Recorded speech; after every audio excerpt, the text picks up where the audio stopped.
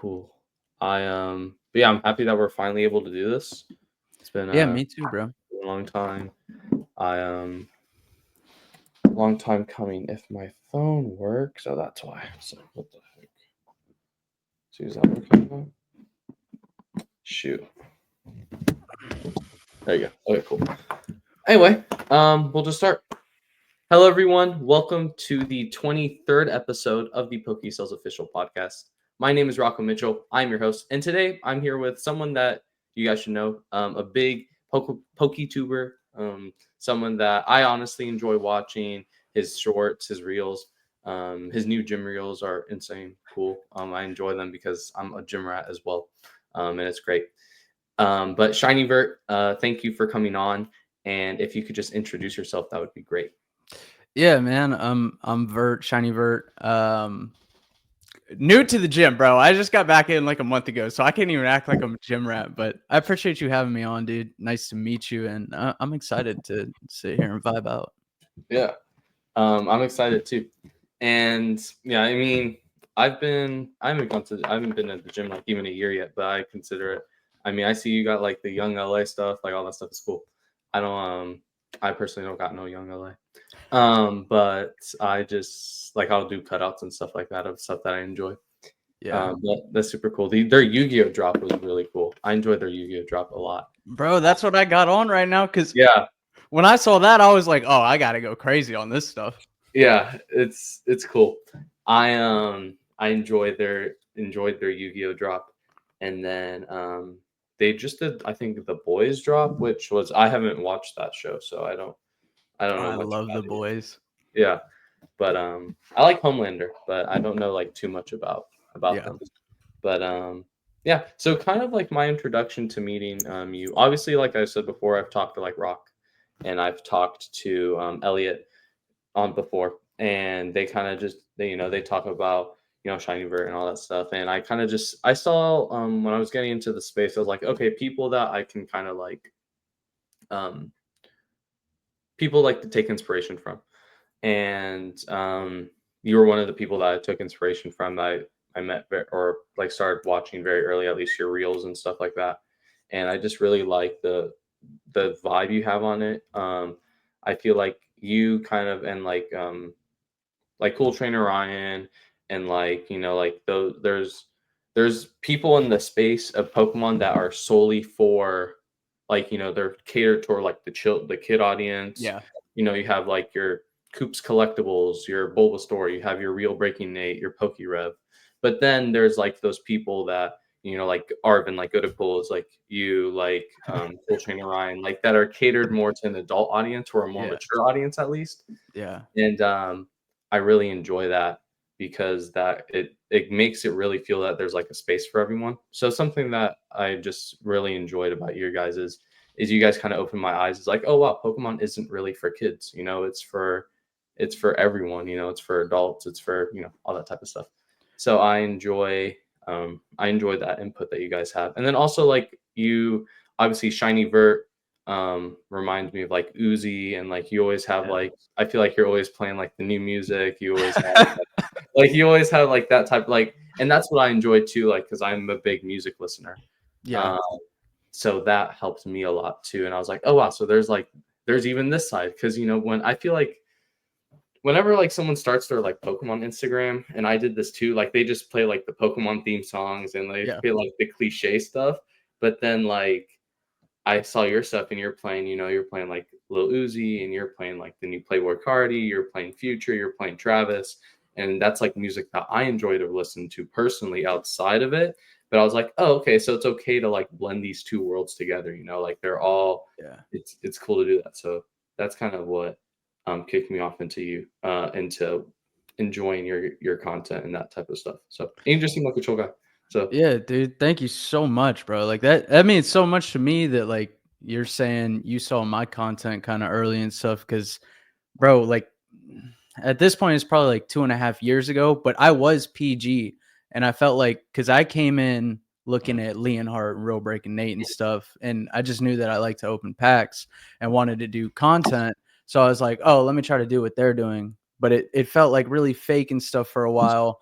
And then I finally got to a point because I was watching a lot of Opossum Bud, Yeah. and I was just like, bro, I'm just gonna turn on the camera and just be myself. And like right when that flip happened, it feel like immediately I got my audience. Like it's people that relate to me more and stuff, which was really cool. And then but about the music, bro, I feel like everybody at Pokemon is always leaning towards like either metal or maybe just like more rock type vibes. And I can get down with that too. Dude, every time I post a story or something and want to put my music on there, I'm like, oh, I'm probably annoying so many people right now. Yeah. No, and I enjoy it, and I that like, and that's really true what you said. Like, just being yourself and being on camera like really helps a lot, and that's kind of you get the audience that you want. Yeah. But I think that that's super cool. And what was it? Yeah, like I love like I listen to like I love Yeet too. I listen to a lot of Yeah.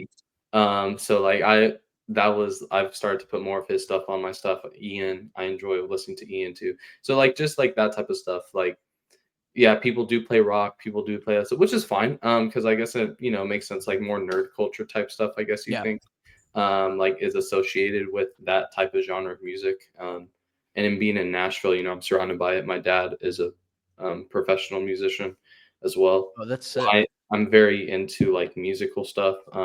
He did alt rock, so I kind of get that like more like classic or cliche type nerd stuff, if that Yeah. makes sense.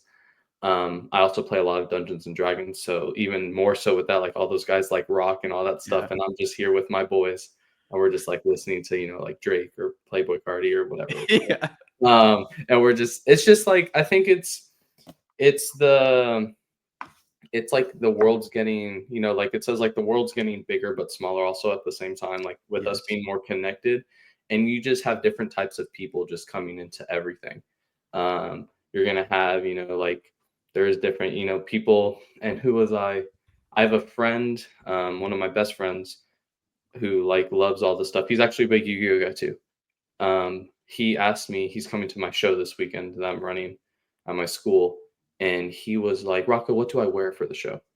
And I told him, like, I don't know. Like, I feel like it's funny with vendors because I think, especially when you get into like the high class vendors too, and there's some people here, but it's all just like like a streetwear fashion thing. Like we're back Yeah. in like 2018 or 2016. Yeah. Yeah, and everyone's still like wearing hype piece type stuff, and it's Yeah. just funny. But I think it's just a result of everyone. There's people from all different walks of life coming into Pokemon, or who enjoy it, and it's just there's a space for everyone. But I don't know. That's my like my little I guess introduction. My first question would be: you said you got into like Pokemon by watching like Lean Heart and Real Breaking Nate. Who I watched Real Breaking Nate. I remember being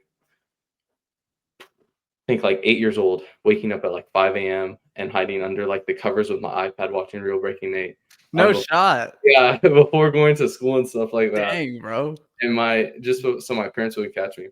And bro, that was peak. And then like the Shadowless podcast was like the first podcast I listened to. I love podcasts now.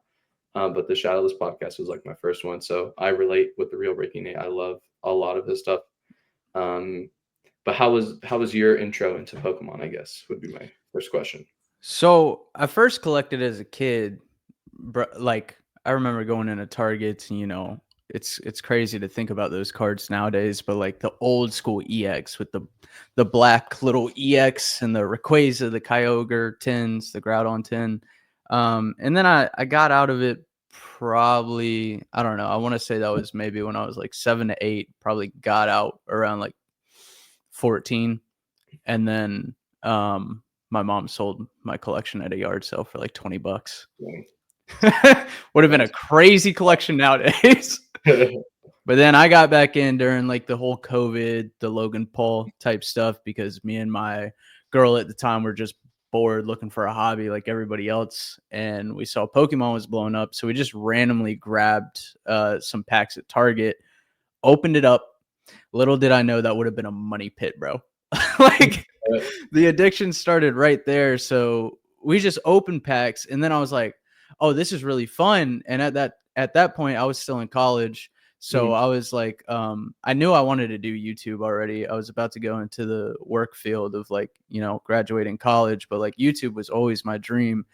And I was like, maybe like Pokemon stuff would be really fun to do on YouTube. So then, I just look up Pokemon openings, and then boom, I see Leonhardt, Real Breaking Nate, Cool Trainer Ryan, PokeRev, like all these people pulling up, and I am just like binge watching it, bro. And then, so at that point, I had like a $30-$40 desk in my room. And then I didn't even have a camera mount, bro. I just took my iPhone and had like books and then something sticking behind my camera to hold it there. Videos were trash, terrible, but I had fun doing it. And it took like a year for anything to happen. But then the shorts are really what kind of took off for me.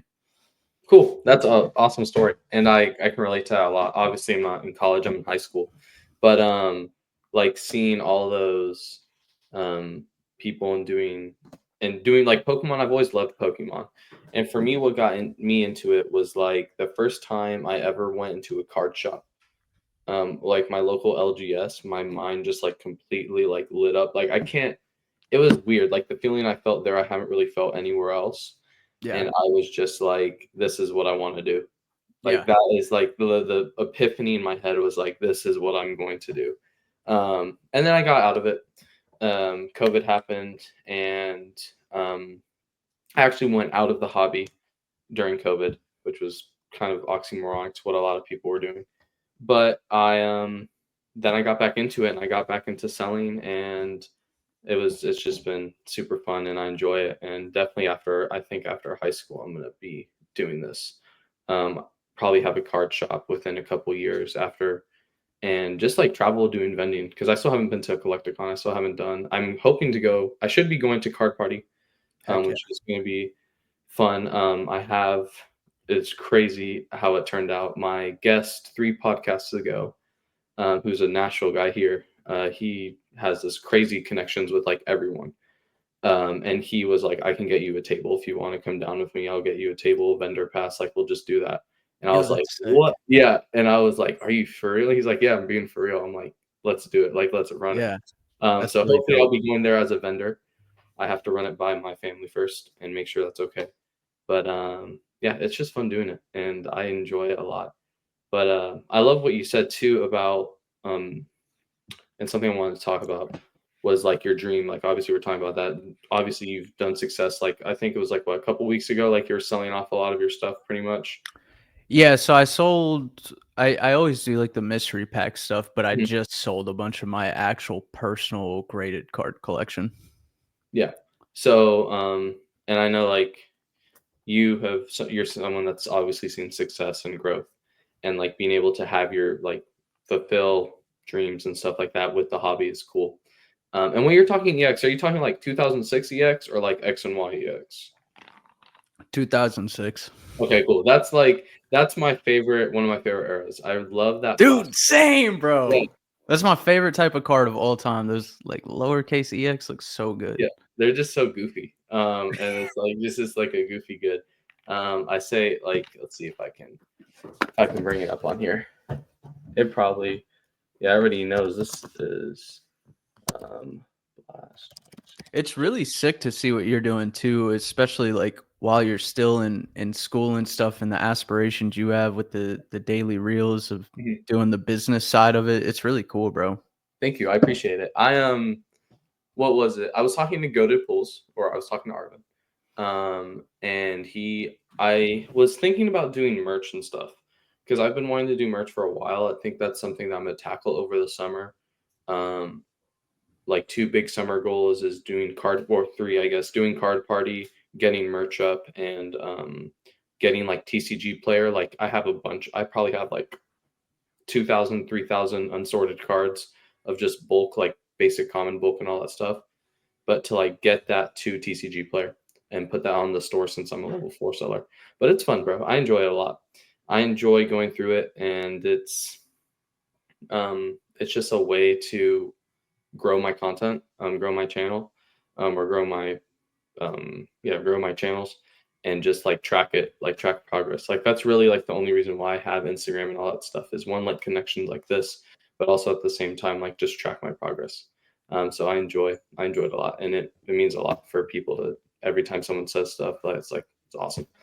What I was gonna say was this guy right here If I can present, I don't even know. This is a brand new thing. Like, I don't show these tips again. Bam. This guy right here is like my favorite card of all time. That's a beauty, I bro. love this card because I'm also like a big competitive guy. Oh, Um, nice. and 2006 retro format is like one of like the peak formats to play in retro, and this guy is in it. So I'm really looking like I want to get this guy in like a 10 or a black label or something, and just have it like something crazy. But That's my favorite card of all time is actually the Rayquaza EX I was talking about earlier, but just the promo. Like just because it hits that nostalgia for me as a yeah, kid of like going into Targets and seeing them in the tens and yeah, mom, please. the promo. Let's see which one. Is it Deoxys? No, that's not a promo. Hold up, I'm looking for it. It came in the one of those almost like the I don't know if it's a hexagon tin. What is it like? Because I know this is like the big Rayquaza of the time. I don't know if this is It's a if you look up Nintendo promo, I think it'll come up. this one. No. Okay. Nintendo. Let me see. Rayquaza.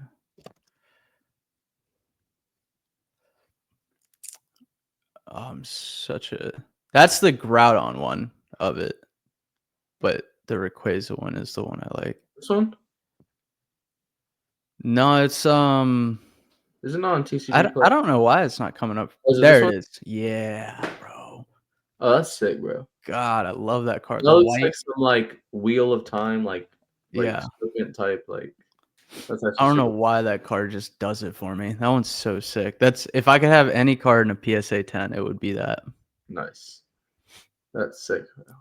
And I had my chance to buy one like 2 years ago. Oh, I really think at the time it was 1,500. I'm sure that's like 3,500 at this point. crazy. That's wild. But no, that's a beautiful card. But yeah, I love the '06 era because it's just like for me, obviously that's before I was born. But that it's just that goofiness, it's like the Banjo Kazooie graphics, it's like early Yeah. Call of Duty graphics, like all that type of stuff Yeah. is it's like that nostalgia, just like early internet, like just early 2000s type stuff. And I think it's great. And I like the Lugia too. The Lugia is also a big banger of Beauty. that time. Yeah, that's what I love doing that. So my second, well, obviously you don't. This is a different part because all my questions that I usually have like a like just little list, but they're all related to selling. You said you started um, doing stuff like in college and stuff like that, and you just had like your bookshelves. What was like your big, and you said it took you about a year to start to get traction, stuff like that, and like short form really helped that.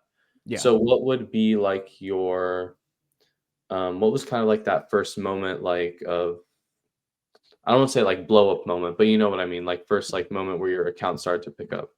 Bro, there was like legit a moment.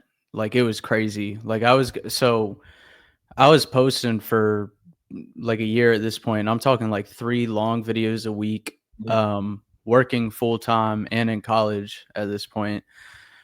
And then these videos are getting like long form videos are getting like 40 to 60 views, like Yeah. doing nothing. Posting shorts here and there, and shorts were kind of brand new on YouTube at this point. So like randomly one would get like 10,000 views and then another would get like 45 views. And then, so long story short, I was going broke, bro. I was putting all this money into the content. Content's doing nothing. I'm not getting anything back. And so I was like, all right, let me try to make mystery packs where you get these guaranteed hits every time. Some you still lose, some you can win. But I only did that with my personal collection at the time. So I Mhm. was basically making mystery packs out of my personal collection. And then I posted a short one night, basically it was like I remember exactly what time it was like 4:30 PM in the afternoon because my mom had like just got home like 15 minutes later. So I posted a short promoting this mystery pack on my website. and my mom gets home like 15 minutes later, so I hadn't looked at my phone, and then I came back to my phone in like an hour, and this video already had like 100,000 views.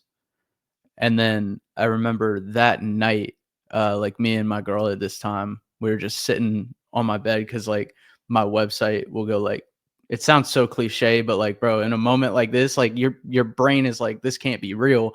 But my website will go cha-ching when there's a sale. And Yeah. so we literally just sat there on the side of the bed and just listened to it go like cha-ching, cha-ching, cha-ching. And it It's sounds like, so stupid, but it was like a dream come true. no, that's awesome, and that's crazy that you were like you're blessed in that moment. Yeah. It's like the drop shipping or like those reels, like like POV managed. You just see like all Yeah. this Shopify stuff. Yeah. That's super sick. That's awesome. So mystery packs. I forgot that you did those. I'm sorry about that. I that's super cool. Wow. So after getting all those sales, like what was it looking like? Did you just like rinse and repeat like drops and stuff like that? Well, yeah, because so it was just my personal collection at that point. So that night, that first night, is sold out. Like I was out of my personal collection. I had oversold actually because the store did like 3 sales in like 4 months at this point. Yeah. So I was not like tracking inventory crazy like that or anything. It sells out, and then that's the moment where the next day I'm talking to this friend of mine, and I was like, how do we make this into a real business now? Like how do I get procurement?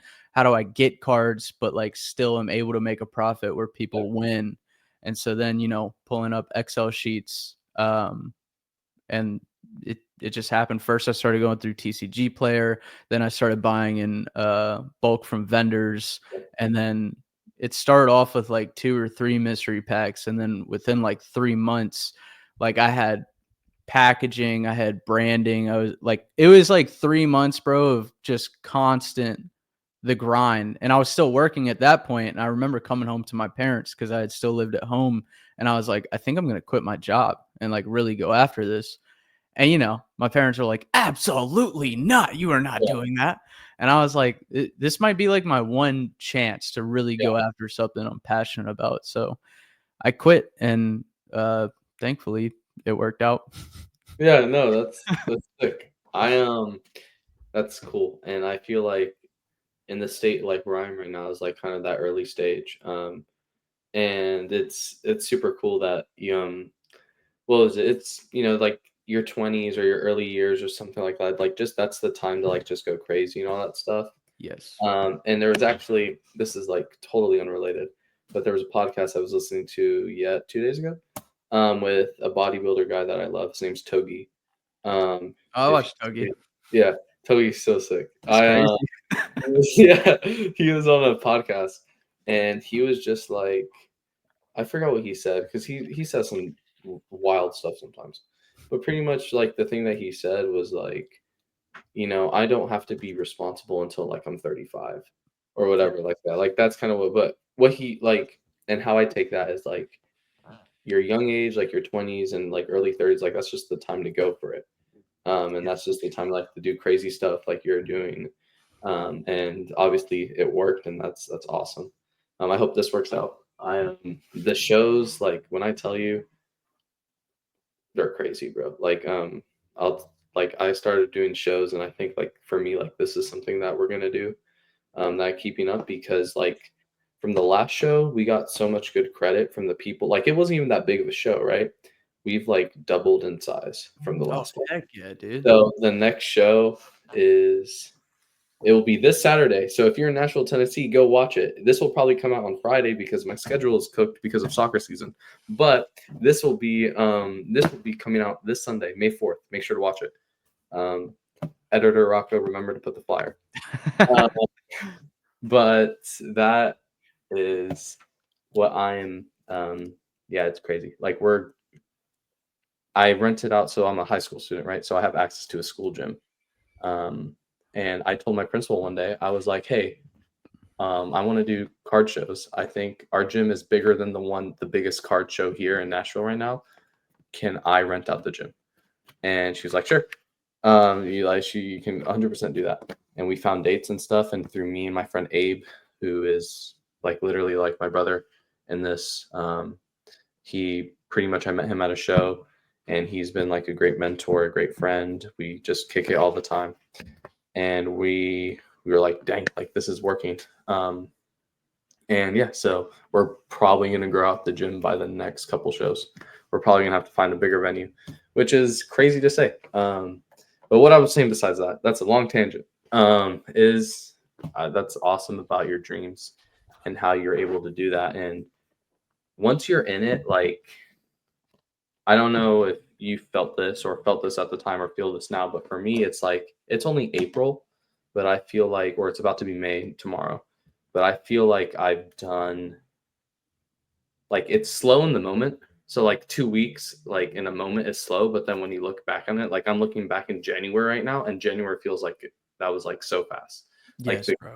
like the and especially in Pokemon, like I feel like for example, like I got these guys last week. They're the sequential set. Like, it's probably, I have them valued at like 1.6K right now, I think. But myself 4 months ago or 6 months ago when I was starting would be like, oh yeah, in a year I'll be able to get those. Yeah. It's like, no, like if you like really get at this, like especially in Pokemon, like you can just go crazy, and like you can just like scale it as much as you want. And like you said, like with TCG player and all that stuff, like, or buying out people at shows, like people are willing to work with you here, I feel like, a lot more than in other Yes. spaces.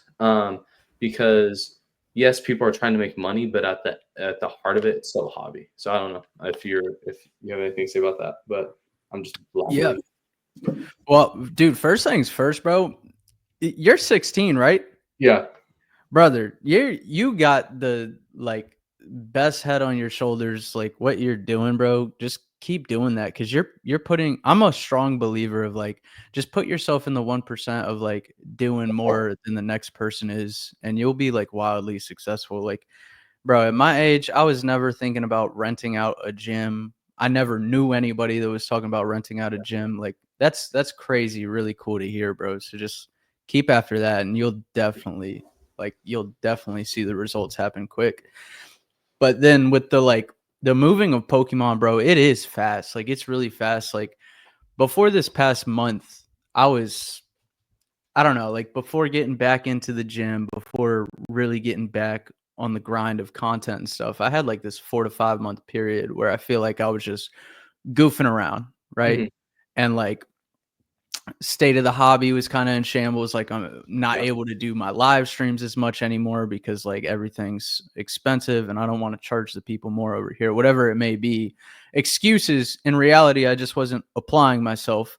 This past month, I think it's been 45 days now of just been like completely locked in, attacking new things, everything. And it's been fast, bro. In the last 28 days alone on TikTok, I've sold $19,000 worth. And like the month before that was like maybe 500. I wasn't even posting on TikTok. And so it's like in 1 month of just applying yourself, you see that like the results can happen so freaking fast. It's really cool. Yeah. No, that's so true. And that's crazy. Congrats on that with TikTok. That's Thank you, bro. It's a blessing for real. yeah. I I haven't tackled TikTok yet. I haven't even done like whatnot or a live stream, and like I told you, I haven't even done a live stream just because I've been so busy, like with Yeah. school and all that stuff. I'm trying, definitely over the summer. I'm trying to do stuff, but I don't know how I feel about like rip and shipping. Just because I know you have experience with that, right?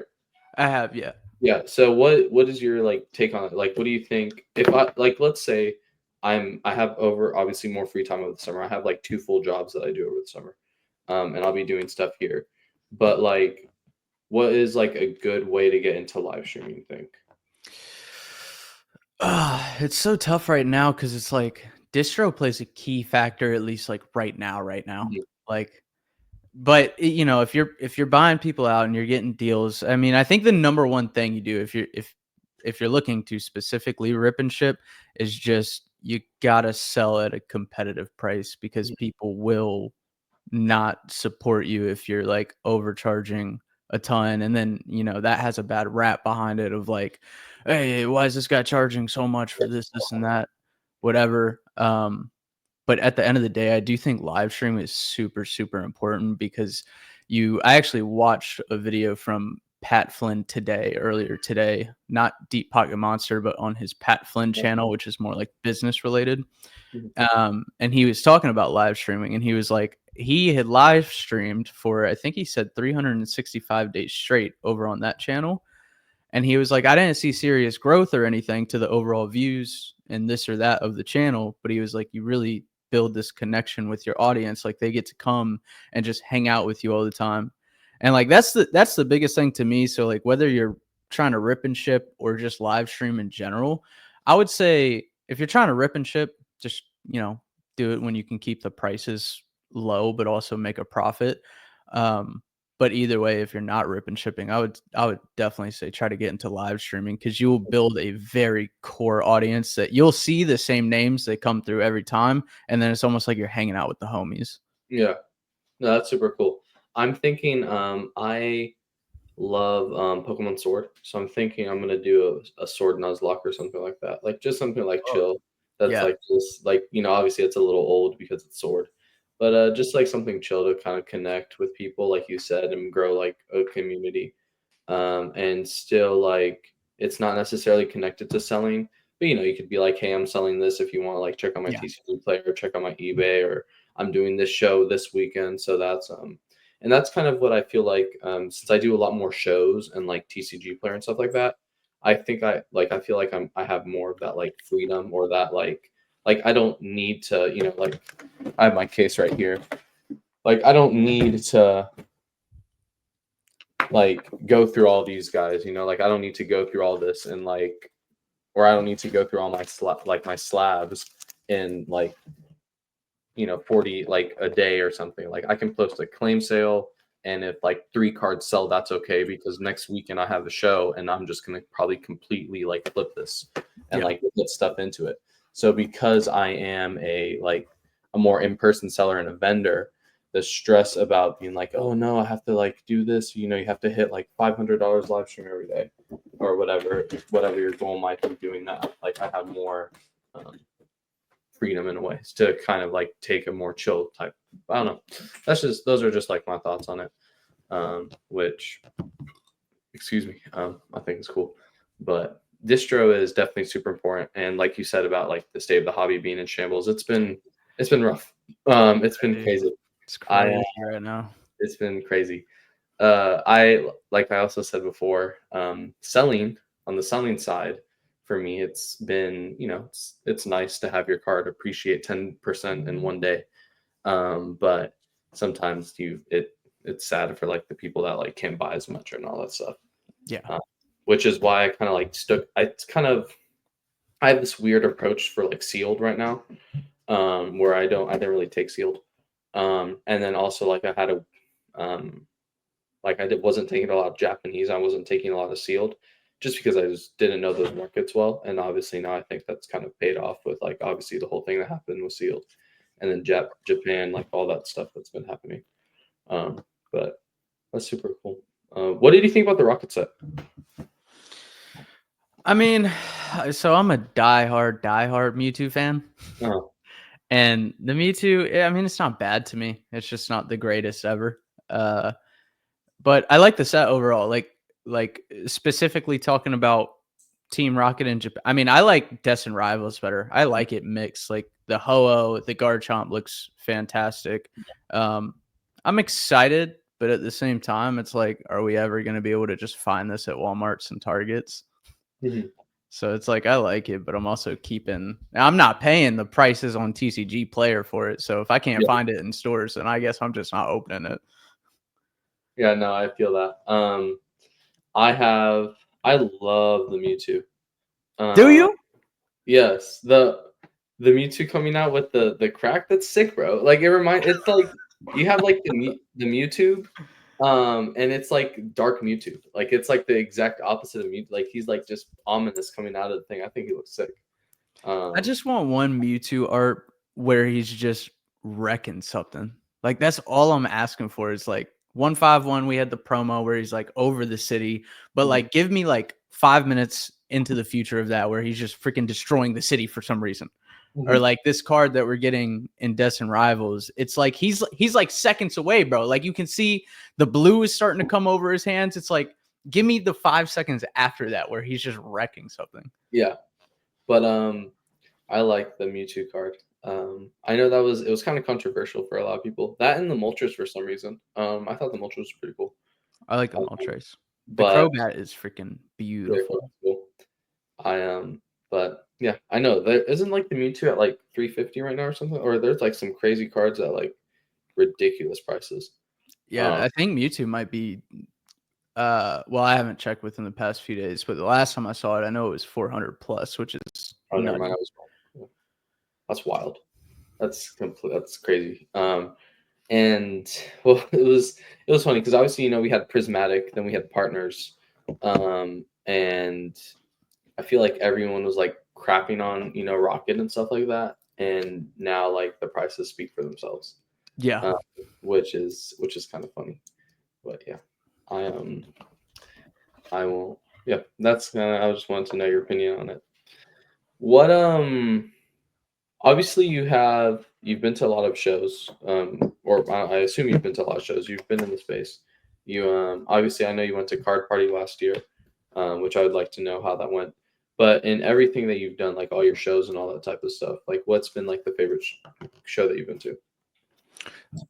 dude, definitely Card Party 1 was both the Card Parties. Card Party, like, genuinely. Can I cuss in here? Yeah, you're fine. I was just gonna say Card Party shits on the other shows. I couldn't think of a word to replace that. Yeah, you're fine. No, Card Party is really cool because you get the vendors, like you can still buy stuff, but then you just get the biggest thing Card Party has is the atmosphere of hanging out with people, whether it's creators with creators with homies that watch the channel, homies and homies. Like, even we went to Card Party and then we're going to an escape room after Card Party. Like, the first night we were there, I'm running around trying to get everybody to come to Top Golf. Like, oh yes, bro. And but Card Party 1 specifically, because at that point my shorts had like popped off, but I was getting a lot of hate at this time because, like, mystery packs, I was promoting them. I could have done a lot of things differently, which I've since changed. Listened to some criticism, but at that point on shorts I was getting a lot of hate, and they wanted me to come be a creator at Card Party, and I was nervous, bro. Like, I went from I'm in Georgia and I hate fucking planes, hate them, but we went to California, and I'm like nervous that like I'm gonna walk in there and nobody's gonna know me or I'm gonna get hate. I got like 10 feet in and some kid like immediately comes up and he's like, "Can you sign my card?" And like that was like one of the coolest moments of my life, of like somebody wants me, like I'm this average Joe person, somebody wants me to like sign their card. It was really a really cool experience, like eye-opening. Yeah, that's awesome. I didn't know you were in Georgia. You said Eastern time, and I thought you were like Elliot. You're ATL? Are you in Atlanta? Yeah, I'm like 20 minutes outside of it. Cool. That makes a lot more sense now. Like Playboy Cardi in the music. Yeah. So you should pull up on Sunday if you're not free. That's not that. It's like 4 hours. Yeah, it's not bad. That's not bad. But what was I gonna say? That's actually sick. Off the talk. Maybe we'll do some featured creator type stuff. Yeah, we need to get Elliot to come down from up top, and then I can. Where is he? Okay, so where is he? Because he said he's upstate New York. Okay, yeah, that's what I was thinking. That's exactly what I was thinking. But yeah, that's super cool. Maybe we'll have to do some stuff there. Heck yeah. And that's kind of like what I said, like with street and all that stuff. Like we're trying to incorporate. Like we have like some sneaker people. We have like other like different like skate shops, like that type of stuff coming in. Also to be part of our show. But anyway, little side note. Back to what we were saying is Card Party. That's super cool. And I do have a question about it, because obviously, like for me, I'm like a creator, but I'm also like more of a seller. I'm not really a creator. Kind of like I pretty much just do podcasts and then like other stuff. What how does like the creator stuff work there? So typically, like they'll always have some kind of event. So Card Party 2 is done a little bit better for creators, like getting creators more involved and stuff. Like Pat set it up, so or Deep Pocket Monster set it up so throughout the day the creators would pack battle each other. So last year he had me and Rock on stage versus Pokemon and Pokedexter, if you know Dex. He's got like really bright blue hair. Yes, I do. Yes, I do. Yeah. My fault. My bad. But like, so there was like, I want to say like 50 to 100 creators last year. So all day they had like pack battles going on, and then at night you can go on the main stage and they would have you like rip packs. And it's just like a cool way for like I would say, especially for people like, you know, Rev or Leonhardt, these people that have like massive draws. Like for the younger audience, it's really cool for the younger audience to be able to like get to see, you know, their favorite creators and stuff. But for somebody like me, where I guess it's more people my age that kind of watch my stuff and they're more of like homies. So like I'll just see somebody in the hallway and they'll be like, "Yo, Vert," and I'll be like, "What's up?" And you just get to like dap these people up, have a quick convo with them and stuff. So that's like my favorite part about it, is just getting to like meet everybody else in the hobby. That's super cool. I'm definitely looking forward to go. I'm hoping that I can go with and have a good time. You will definitely have a good time, bro. It's fun. Yeah, mostly just to meet like, you know, like you guys, like you, Arvin, Rock, like just to meet like those people in person and be like, wow, like, you know, like we're Instagram buddies or like we're Facebook, like, you know, all that type of stuff, and just like actually meet friends in person. Yeah. And I think that's just, it'd be really cool. Really special. And also it's in Florida. I have family in Tampa. I'm from Miami originally. Oh, heck yeah. So I have family down there. So I'm at home. It's not like anything crazy. The one in the West Coast I probably won't go to because I have school during that time, I think. But that's super cool. And I should be going to Atlanta Collecticon in September. So I'll hopefully be going there. I should definitely be at that one. Yeah.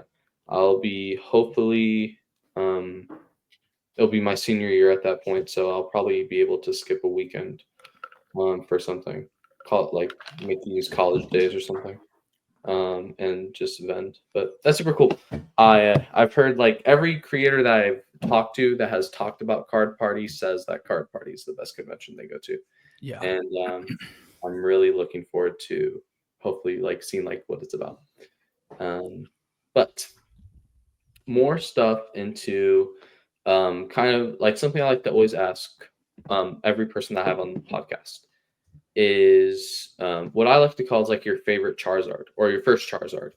But pretty much what it means is like, what was that first like card that you either had, like bought, ripped, open, etc., that like really meant like solidify like, wow, like this is what I'm gonna do. Like obviously you had that moment with your mystery bags, but like kind of what is there like a specific card that is for you like, wow, like this card is a milestone for my journey as a Pokemon creator? This one's so tough. I'm gonna go really basic here, but it is Umbreon VMAX from Evolving Skies. And the first time I pulled that, all right, I think the reason behind that is because my friend was pulling every alt art from Evolving Skies, like off camera.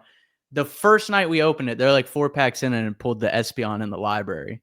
And I couldn't pull anything from this set. And finally, it was on a recording. And this was after Evolving Skies was off the shelves. And this probably still seems cheap for Evo Skies now.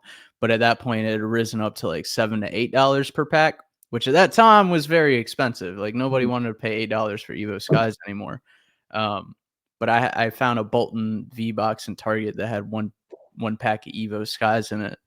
And I pulled it from that. It graded a 10. And then just recently, this was like kind of recent, like 6 to 8 months ago. I found Evo Skies packs in Walmart again, only like 4 or 5 of them, ripped them, and pulled another Umbreon VMAX. So I was like, all right, we're good now. I've gotten some big pulls. Your Evolving Skies look. That's cool. You had 3 graded at one point, right? Yes, bro. Yeah, that was sick. That was like when I saw that, I was like, dang. Like, That was a big goal for me, but I only have one left now, which is Yeah. that original one I pulled. Well, that's cool. That's what I love also about Pokemon. You know, it has a story behind the card. Yes. Like for me, like I will always. I don't know if I was gonna say like I have cards with memories, but I barely have. Do I have? I don't think I have anything here. Yeah, sure. I'll take my story. Like for these guys, like I have a very specific memory with these guys. I went like for me, like how I saw like Pokemon selling is like, you know, there's tiers to it.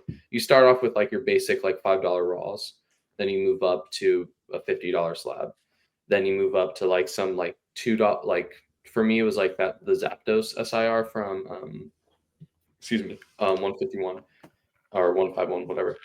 And it's like you move up, then I had a Van Gogh. Then you have the Charizard from 151. Then you have something like that. Then you have Moonbreon. Then you have Ponchos. Like it's like tiers to the game. Yeah. And those guys, I saw those. I think the first time I saw them was on like a Bulbasaur video, and I saw them like, wow, I did not know they made Pokemon cards like this. Yeah. I like these. Like those are sick. I love like Japan and all that stuff. I really want to go after high school. And I think like for me, like having those, you know, the guy that I bought those from, I've bought from him before. He gives me like good deals on everything, like 80% all day slabs, like just like good person. And I bought the God set from him, for like the Arceus, like that stuff, for good price. And I sold it, you know, and we were building that relationship, talking and all that stuff. And then I saw those on his store. I'm like, I'll buy them for you. He's like, what are you for real? I'm like, yeah, you guys, like, you've done a lot of stuff. And his PC, like, that's not even his PC. His PC is crazy. Like, he has like Screams. He has, you know, Ponchos. He has, I think he has speaking of early EX, he has the Gengar. Dang, the one where he's like button like a 10. So like that's insane. He has like his PC is like crazy. So stuff like this is fine. I mean, he was like, sure, like he was very firm on his pricing, but I was able to like bring him down to like 90%. And they're sequential, so I like upcharged it a little bit. And I went with my cousin. We had just finished playing some Commander. It was crazy. I play Commander like sometimes. And we drove to Starbucks, picked it up, and it was like just a sick deal. So like, you know, every card has a story. Like I have a card of that Charizard. I have a card of, you know, the cards in my case. Like that's what I love about Pokemon. Like everything like holds a memory. And I like that Moonbreon or Moon Kitty, whatever. Really, really cool for that. But I don't know if you have anything. I'm yapping a lot. That was the hardest part for me of selling off my personal slabs. Because really, the 2 biggest goals I've ever had in collecting was getting the 3 Moonbreons and a PSA 10, which I, you know, got that one. And then my freaking overall goal, brother, was every Sword and Shield alt art in a PSA 10. And I got like 6 away. And that's when I started selling it all off. And now I have like, I don't know, maybe 15 left. Just buy powders. Just by his collection. My buddy actually he had every Sword and Shield in a PSA 10, and then he got this custom frame made that's like, good God, it's like the size of a kitchen wall. But he sold it like 3 months before the boom happened, and he was like, what have I done? That's crazy. But that's crazy. You know, that's super cool. I don't really have any big goals like that. I love tag teams, so I want to get like all the tag teams black labeled. Besides that, like all art or whatever the all art equivalent was back then, I don't even know. But that's when I got back in with my brother. And they just look sick.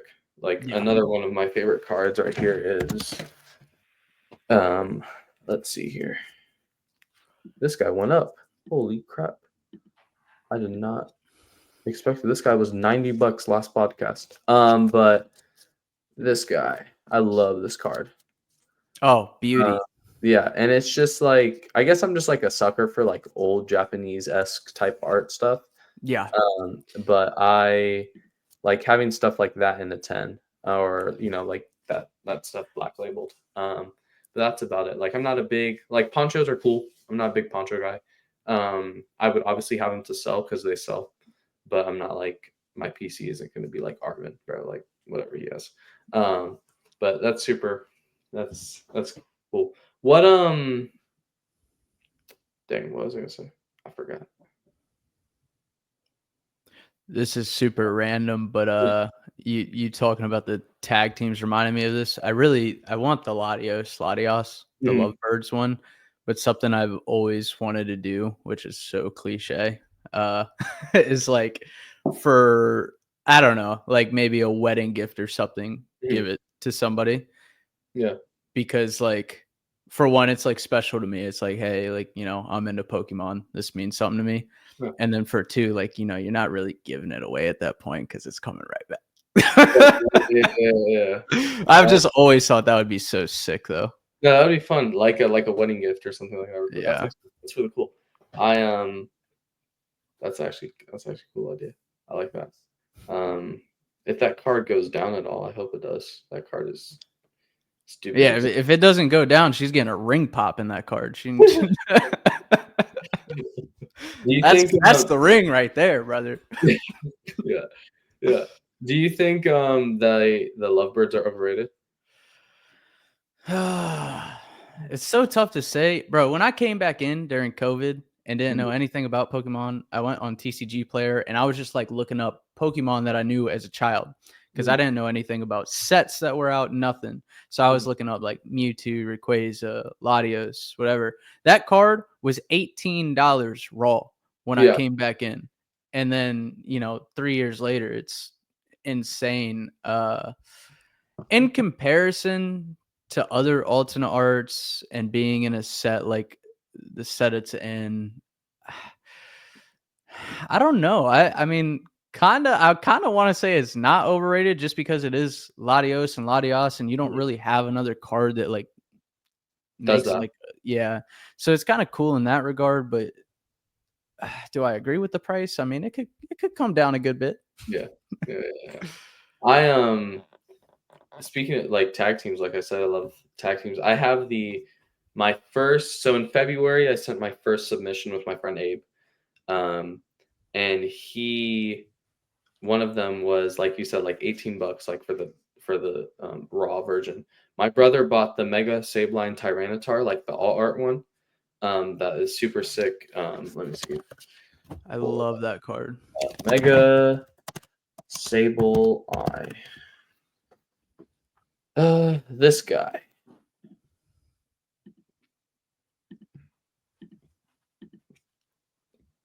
Oh my goodness, bro. Are tag teams going up right now? I have now looked. God, that's a beautiful card. Yeah. So we have this card. He bought this card for $5 in our local game store when we first got into it. That's insane, bro. And he put it in a sleeve. We come back into selling. It's been his treasure card, and we bring it to my friend Abe, and he's like a really good grader. And he says, like, this is a coin flip if it tens. And we were like, let's do it. Like, we'll take the chance for the card. I don't know. It's one of those cards that's kind of hard to see where 10 is at. Yeah. But I think it's like 1,800 or something. Like, it's like some Jesus. crazy thing in a 10. And like, I'm like, if that thing pops 10, like, that's just like, for me, like one of the craziest stories, because he bought it $5 at an LGS. That's insane, dude. Tens, and it's just wow. Quietly come up. Huh? That's quite a come up. Yeah, no, that'd be sick. That's I have some other stuff in that submission. Like I have the Groudon, I've like I've done like just like basic stuff, but that's like that's the thing that's like I need like if that tens, Yeah.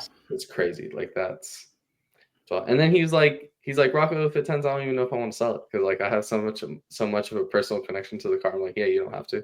Like Yeah. it's not that I don't have a PC. I'm not a PCer. My PC is my vending case. Everything is PC until it leaves. Yeah. But that's something that might be PC, which yeah, super cool. I something that I wanted to talk about in this podcast since I know we're going a little long or almost an hour, is something that we talked about and something I wanted to ask you, and I think would be helpful for a lot of people. Is you're someone that's obviously you've seen success in the space, you have a brand, you've built a brand, and you've like we talked about like you've carved out an audience, you've attracted like a type of people to the hobby that for maybe wouldn't have been to the hobby otherwise. um and my question would be like what would be your advice for people that want to like build a brand or like your tips for that? Dude, 100% right now. And I feel like I'm speaking to myself at the same time. Post, Yeah. post, post, post, post, post, like for a long time. And bro, oh my God, bro, I'm about to go in on a tangent here. It's You're just all good. post, like, bro, there's so many platforms right now. You got YouTube, Twitch, TikTok, Instagram, Threads, Twitter, freaking Snapchat stories, like just post it everywhere. You can go on Google and just look up like pay the $8, bro. Invest in yourself. You could pay $8 a month and get something where you upload one video and it'll post it everywhere for you automatically. But the thing is, like, I feel like social media used to be in this space where it was quality over quantity. And I'm not saying that quality is not important, but I think right now we are definitely in this meta of quantity is the most important thing. Like, you can learn everything else over time. Like, I just started that daily series, right? Of like Mhm. posting openings in the car. And it's for that reason. I'm just trying to get the quantity out there so people see me every single day. Um, and it's performing terribly, to be honest. Like, for like my averages and stuff, it is underperforming by a ton.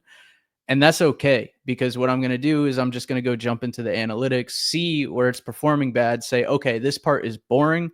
I got to fix this moving forward, or like, make the adjustments as you go on.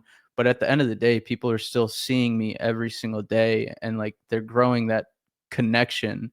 Uh, I don't know, bro. Yeah, biggest advice is just post. And like a lot of people are scared to post too. That's Yeah. another thing. Cause I sat on that. I told myself since I think it was October of last year, because that's when I really started. I feel like maybe it was like November or December when Pat really started going crazy with his shorts and stuff.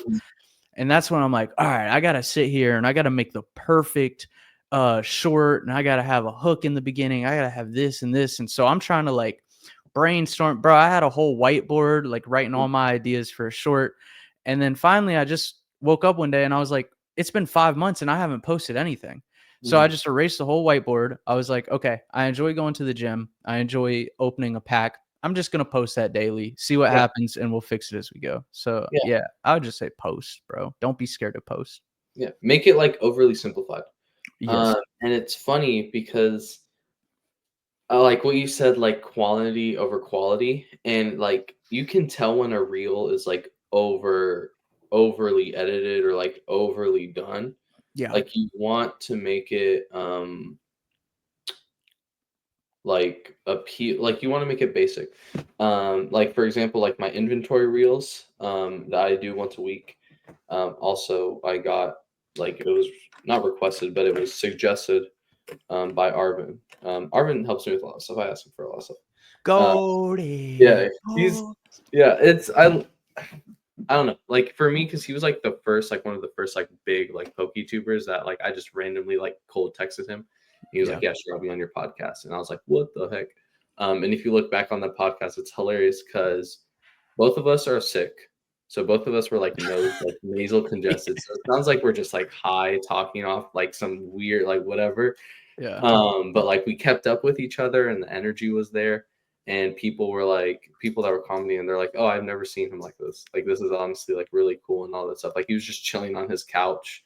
Like, it was like super like underproduced, like all that type of stuff. But yeah, I owe a lot to him, and he is definitely like, I want to like end up working with him and stuff like that. And he understands that, I think. Yeah, but hopefully that'll be good. Well, anyway, what I was gonna say is the inventory reels. He sent me the guy. It's like turning 10K into 100 bands or whatever it is, on Pokemon, and it's just him like just talking about like stuff, and it's like not even that. Like, he doesn't even use. Well, he might use the CapCut like AI captions, but he just like you could tell like it's Instagram stuff, and it's just like that stuff performs super well, and then Yeah. it's like, wow. Like, people just really want like the rawness of you just being like, hey, this is me, blah blah blah blah blah blah blah, like blah blah, like not even no captions, no nothing. Yeah. And there's another guy that I watch. I don't want to diss on him, so I'm not gonna like mention him. But you could tell that he like overly produces his reels, and sometimes it's like a movie, like when you see like there's some movies that are just like overdone, like Yeah.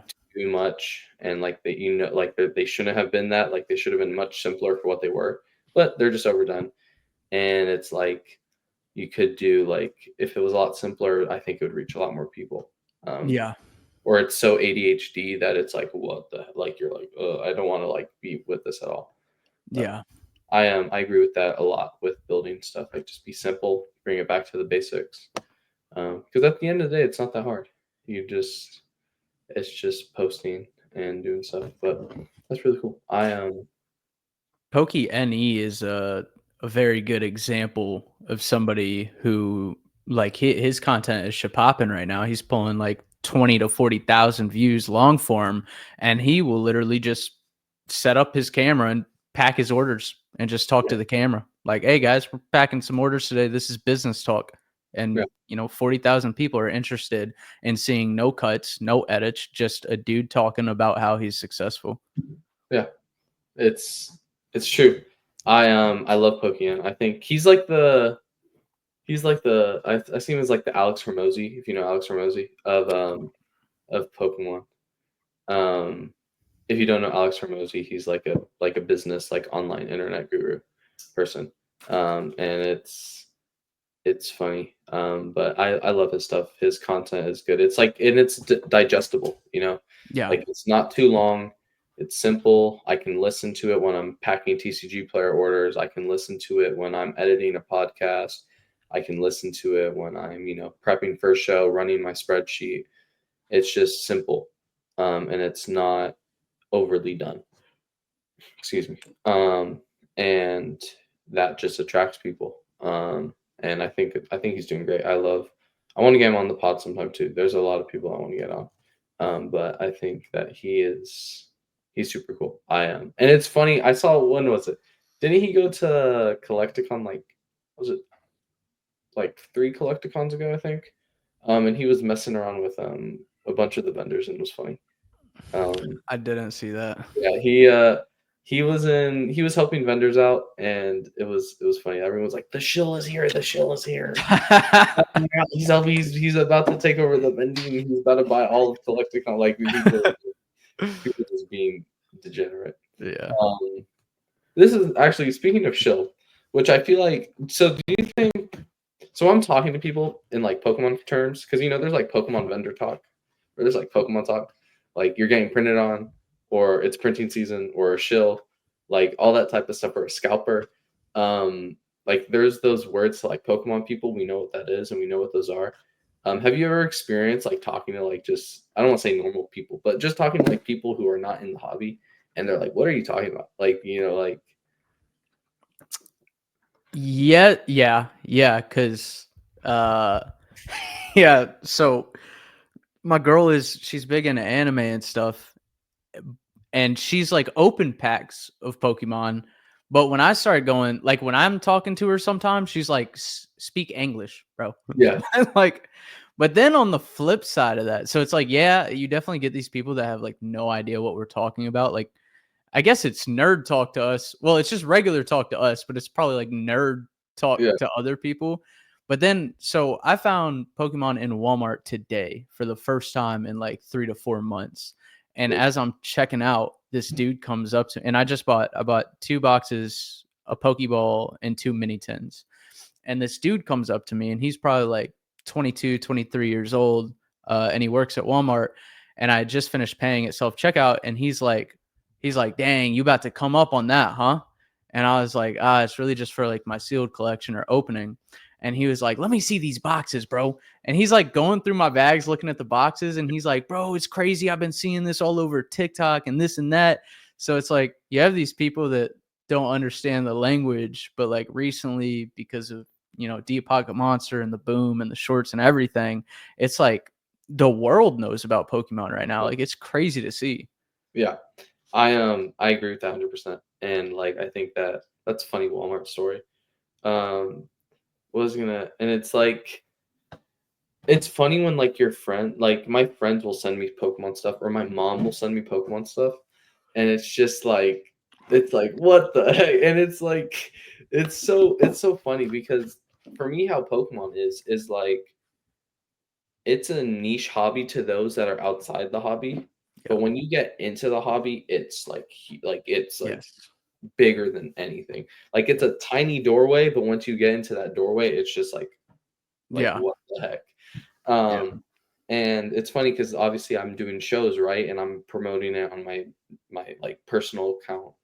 And I have like friends that came to the show and they're looking around, they're like, Rocco, what's all these cases? And they're like, oh, and I'm like, oh yeah, so like that case is like, probably like that guy probably has like $150,000 worth of inventory. That guy has like probably 5,000. That guy over there probably has 100,000. And they're like, what? And they're Yeah. like, I was like, yeah, and it's just, I don't want to say it's desensitizing, but it's funny how like, or when I was picking that up with my cousin, I was like, how the heck is this? He was like, how the heck is that like that? And I was like, I don't know, it's just cardboard. It's Yeah. just like it's just that's Yeah. all it is. And obviously, like you're someone who does it for a living. So like I'm sure for you, even like when you tell people you're a Pokemon person or like a YouTuber or stuff, they're like, what? I think that like it's funny. Honestly, like it's just funny telling people that about that. And it's even like it's funnier when like when you have friends. Like I have friends that have told me like, hey Rocco, how do I get into this? Like, how do I start doing this? Like, how do I start? And I'm like, I don't know, I'll show you. And then they check out. But I don't know how do you like how do you like approach like you're meeting someone new, like you're telling them like, hey, this is what I do. Like how is like the response for I leave Pokemon out of it, brother. I'm just playing.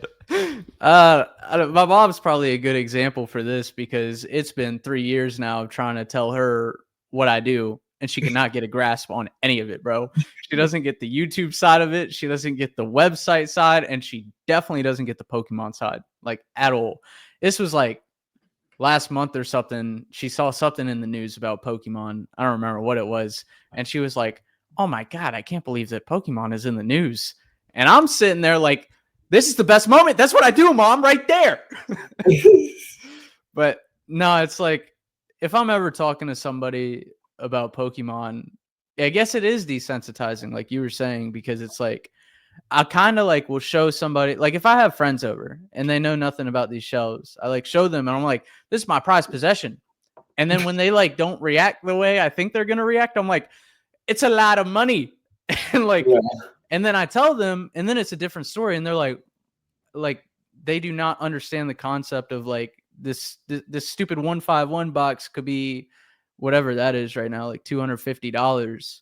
But like before they know the price of anything, it's just like whatever. But then people see these price tags, and now oh, tell me more about it. Yeah, exactly. Yeah. It's cool though.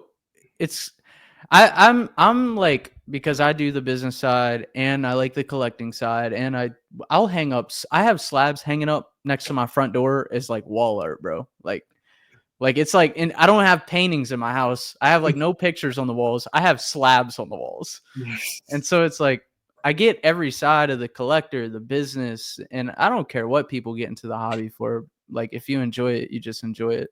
That was the longest answer. I'm so sorry. No, you're good. Yeah, I'm enjoying this. Um, but no, that's true. And I like what you said about art. I kind of want to get like a big Van Gogh Pikachu and just like post it on the wall or something like Yeah. that. I need a painting for right here because this place has been horrible. But no, that's cool. And yeah, it's desensitizing in a way too because it's like I remember the first like big show I did. It was a weekend show. There's a big convention here called the National. Since Nashville also hasn't had like a big like Pokemon selling space, that's kind of what we're providing. There is like it's sports cards, so it's a sports card show, but a lot of Pokemon people do it as well. It's called the National, and I remember like doing the numbers after the show, and my brother helps me. Me and him are like we do this together, and I was like Luca, we just made our teacher's salary in one weekend. And Yeah. he was like, "What?" And I was like, "Yeah, like what?" And that was like in one whole weekend. And then every show that I've done after that, I've passed that number. Like, so it's like, it's funny when I'm coming back from like a show weekend or like, let's say I did a show on Saturday. Um, and you know, people are like, "Oh, what did you do this show?" Or like teachers like, "Oh, what did you do over the weekend?" I'm like, "Oh, I sold Pokemon cards." And Yeah. they're like, "What, you sold Isn't that for kids?" And I'm like, "Yep, sure." And like in my head, I'm like, if you guys knew, Yeah. Yeah. like, 100%, oh bro. my goodness. But you can't. I don't. Also, you don't want to brag about it too. So it's like you let the actions speak for themselves. Yeah. You let the prospects speak for it. That's something I try to do. Is not like brag about it or anything. Unless I'm here and in the podcast. And in the podcast, I'll spill the sauce in the podcast. But Yeah. no, that's cool. It's And very like humble, like humble beginnings or whatever. Like uh when I was telling you, like I was going broke trying to invest into the channel content. The week before my site blew up for shorts, I could not pay a phone bill, working full time, this and that. I had a girlfriend at the time, did not tell her, didn't tell my parents. I was just like, at the end of the day, I'll figure something out. But I knew that I would not even have money for a phone bill, and stressed to the max at this point. I was like, what have I done? I invested all this into the channel. It's done nothing. Um, and then fast forward, this was maybe like a year and a half after of like, grinding my ass off, really putting everything into the business, reinvesting money, learning all the steps to create this business and grow the brand from like nothing to what it was. And I was on vacation with a girl at this time. And the last time we don't really speak about like money like that. Um, and she had asked her something like, I guess, like how I was doing or how the business was doing. And when I told her, like, she could not believe it. And like, she started asking questions like, how much is that inventory that you're buying? And I'm telling her like, I'll buy like $10,000 to $20,000 at a time at that point. And like, she could not believe it. So it is really cool to have these stories of like, it's not bragging, but it's just like to go from yeah, very bad low spot to like working, like putting your everything into it and seeing the pay come out. It's like the best feeling in the world. no, yeah, and I feel that like 100%. And like for me, like I literally took my PC at the time, which was like probably $200 worth of cards, and I listed it on eBay, and that was what I started from, like pretty much just reinvesting back into it. Um, and now my starting inventory is in a slab back there, and it's just like, what the heck, bro? Like, Yep. and I make sure, like like those people that like have been there since the beginning and stuff like that. Like for example, like I have a friend. His name is E-Man. He his he's been a day one supporter. Literally every reel you can go back on, every reel, every story, every post, like he's liked it, like he's done crazy stuff, and supporting it. And when we started doing these shows, like his father has a food truck, like just started a food truck business, and I was like, you guys can come to the show. Like I want you guys selling food at my show. I'm gonna Yeah. use like, and it's just like pouring back into it. And they're like, what? Are you serious? And like, yeah. And it's just pouring back into the community and those people that are like that. Yeah. And just being able to, bless those that poured back. And like you said, like the number stuff, it's crazy. Like I'll be like, what was it? It was when I was buying the gods, because I bought the gods. I was literally running laps in soccer practice, like texting while I was running, while like talking to the guy about the deal. And it was done. Everything was done before stretches. And I was stretching in my brain. I was like, I just spent more money in one Pokemon transaction than I think I've ever spent in my entire life. Yes, bro. And it's like, but the thing is, like, the funny thing is like, that's all the business money. Like, Yeah. the money that I'm buying stuff with has been generated by the business. Yeah. And obviously I've put stuff into it, like pretty much, like, if it goes on, like my goal is to be by July, I'll probably sell most, well, not sell most, but my goal is to have, like, to be able to sell half of my inventory and buy a car. Yeah. That's like my first like goal with it. It's a good goal. And which I think will be done because in July, the reason I say July is that's my birthday. So during my birthday weekend, there's July 11, 12, and 13. There's another national show, which the goal is to be, July 11, 12, 13. I turn, my birthday's on the 12th. I turn 17 on the 12th. And then I'll be able to hopefully after that weekend buy a car, have a celebration with the boys and then buy a car. And that's like, it's all generated by the business. And it's just crazy. Like, it's like, what the heck am I doing? But I forgot what I was saying about that. But no, it's crazy. And what I was going to say is, like, I could pretty much be, like, all this could, like, go under. And then, like, I'm not really affected by it pretty much in any way. So, I don't know. I know we are going longer. I have, like, a couple more questions because I know you're very busy. Obviously, you have a podcast. How's that going? Bro, it's going really good actually. We're all super pumped about it. I mean, we got 12 episodes in, and the channel unlocked memberships already. And then like like, I don't know, bro. Like when I first started the Shiny Vert channel, it was like 6 months to 8 months before I even hit one single long form video that hit 100 views. And this one, we immediately come out and like they were all hitting at least 1,000. I know it's not the biggest, craziest number ever, but on an hour long podcast, and we've had a few like go to 2,000 or 3,000, I believe.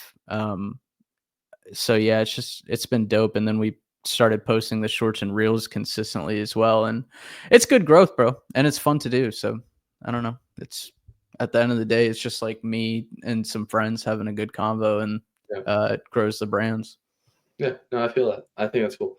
I need to get better on YouTube stuff. I need to work on thumbnails and stuff like that. But I feel that, like, for me, like the podcast, like the main reason I started YouTube was to do podcasts. And it's just like to get to know people, number one, and like number two, it's outreach. Like, hey, can I, like, would you be on my podcast? And I hope that, like, hopefully after this conversation, you're like, oh wow, this kid's like dope. And like if we meet, like when we meet in person, it's like we already have the basis, we already have that connection of having a conversation, and it's not just like two strangers like, hi, like, it's like, hey, what's up? We've had a conversation. But that's super cool. I need to listen to your guys' episodes. I haven't been able to. But I like and also the reason why I started doing these is Poke Radar, his podcast going, and I love those podcasts. Yeah, he's like the OG of one of the OGs of the Poke Pods. Yes, I know. And I was like, I wanna make like something similar, but not like obviously copy him. Yeah. But I want to provide value to it, and like hopefully I want to get him on someday. I've texted him and we've talked, but hopefully in the future, I'm praying. But that's super cool. My last one, what's your favorite Pokemon? I know you said you're a big Mewtwo fan. What's your favorite Pokemon? Mewtwo all day. Okay, cool. Mewtwo's misunderstood. He's good. Do you like, what's your favorite Mewtwo art? This is so tough. Card wise for Mewtwo, it changes all the time. I'd probably at this very moment I want to say the Shining Legends Lab Mewtwo. That one's so good. But my hot take, Mewtwo's my favorite Pokemon, but the Pokemon with the best cards of all time, Rayquaza. That's fair. That's valid. And I feel like everybody always likes the cards of their favorite Pokemon, but I don't know, Rayquaza's got some goated cards. Yeah, no, Rayquaza's chill. I like Rayquaza. That's definitely OG. I love the Ray, obviously. And the Ray makes a lot of money, so I like that too. But that's Rayquaza is definitely a goat. And then what is my last two questions? What has been your favorite memory in the TCG? Okay, so the favorite memory, my number one, I'm gonna give you a different one because I already said this earlier, but it was that moment at Card Party 1 where people started asking me for signatures, because that was just like I don't even know how to explain it moment. It was just like, I'm doing something good here. Mm-hmm. Like people are enjoying this for some reason. But the number two is I'm also like huge into music. And so I remember this was like 2 years ago at this point. This dude named Party Alone hits me up on Instagram. And I've maybe got like 4,000 followers on Instagram. And he sends me a DM and he's got like 150,000 at this point. And he's like, bro, I'm in love with your channel. I've got a show in Atlanta coming up. I want you to come to the show and I'll bring you like backstage and stuff. And I was like, bro, Atlanta, like these are the concert venues I go to, and like I get to go backstage or something and meet an artist on top of it. So I go and listen to his music. Love the dude's music. Yo, check out Party Alone. He makes some really dope music. But anyway, so he brings me out to the concert, brought me backstage after and everything. So I brought him I can't even remember what packs we ripped, but I want to say it was like a jungle and maybe like a Dragon's Exalted. Okay. And we had like a little pack battle backstage it's called the Tabernacle in Atlanta. And then he took one of my stickers and put it up like on the pipes in the backstage ceiling. And I was like, that is such a cool moment for me. Like it's like combining music and Pokemon, like my two favorite things. Yeah, that's awesome. That's honestly like that's so dope. That's sick. I don't even know what to say. That's super cool. Something that one was mind blowing. Yeah, no. Something I want to do for real that I've had. I want to open a packet of Travis Scott concert. Yo, that'd be sick, bro. Not probably go on stage, obviously, but do something amazing and rage and and have a Pokemon opening. But no, that's sick. What type of music is it? Like just I'd say like the most basic way to say it is sad rap. It's almost like along the lines of Juice WRLD a little bit, but probably a little bit slower. Mm-hmm. Cool. Nice. That's super cool. And then final question that I'd like to ask before if you have any final thoughts, is we kind of talked about it before, but like what is your piece of advice for people that just want to get into the hobby, number one, or number two, just start doing stuff? So if you're wanting to come in to create content, just post. You don't need packs to open. You don't have to blow money on packs. That was the first biggest mistake I made. Like you can commentary content, business content, vendor content. Like there's unlimited different niches within the Pokemon niche that you can go into content wise. Or if you're just looking like to get into the hobby to collect, I'd say collect how you want to collect. Like there's going to be a million people that tell you you're not allowed to collect for money in the space. Bro, if that's what makes you happy, like if you want to learn business and stuff, if you want to go about it that way, just do that.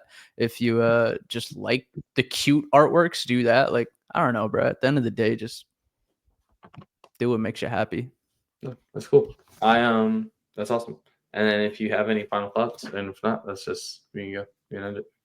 Dude, final thoughts is what you're doing is goated, bro. Like it's insane to me to see what you and shout out Rock Sandy, both of y'all at such a young age, like really, grinding. You have great mindsets. Like, you have your eyes on the things they should be on at such a young age. Like, bro, just keep doing what you're doing. I know when I was your age, bro, I was an idiot. I'm still an idiot. but yeah, man, it's so cool to see. And then just appreciate you having me on, bro. It's been nice to talk to you and get to meet you. Thank you for coming on. You're goated. You're awesome. No, I love me and Roxanne, bro. Shout out Card Prison. I'm the only seller with Card Prison Deluxe binders still. I am holding 3, I think, or 2. So if you want your Card Prison, go check out my eBay. Nice. But no, we have a good connection. We don't like talk all the time, because just we're like busy doing stuff. But he's definitely someone that I see in the future. Like, for me, like, I want him to take over. Like, he does more content, like, basic content type stuff. And then I do more selling. So hopefully, like, those will be our little regions. But yeah, no, thank you for coming on. I appreciate it. I think that this was great. This is a podcast I've been wanting to do for a while. I know you're good with what you said about the DMs. I remember that. But I reached out, I think, originally, like, when you were doing like the Christmas, like which was dope. I love that series, by the way. That was awesome. You, bro. That was cool. That was really, I'm sure that was a lot of work, but yeah, it was super cool. You did like an advent calendar video thing. I thought that was cool. Yeah, thanks so much, homie. Yeah. And yeah, so I just thank you for coming on. Where can people find you, obviously, if they don't already know where to? Just Shiny Vert on everything. Cool. That's great. But I think I'm gonna end it here. I thank you guys for watching the 23rd episode of the PokéSells Official Podcast. Oh, 23! Yo, I'm goated. Michael Jordan, baby. Yes, sir. Yes, sir. Sorry. Go ahead. You're good. I didn't even think about it like that. Michael Jordan is the GOAT at basketball. If you say LeBron, you're glazing. But Michael Jordan is the GOAT because for me, Michael Jordan has a better impact on culture than LeBron does. Because you have Jordans. Literally, you have Jordans. You have streetwear coming from him. You have like a whole bunch of just like crazy stuff coming. But yeah, let's go to it. I'll have to put that in the Jumpman episode. Nice. That'd be good. But thank you for coming on. I appreciate it. Hope you guys are having a great morning, evening, whenever you're watching this. Don't forget to like and subscribe. But I'll see you guys later. Peace.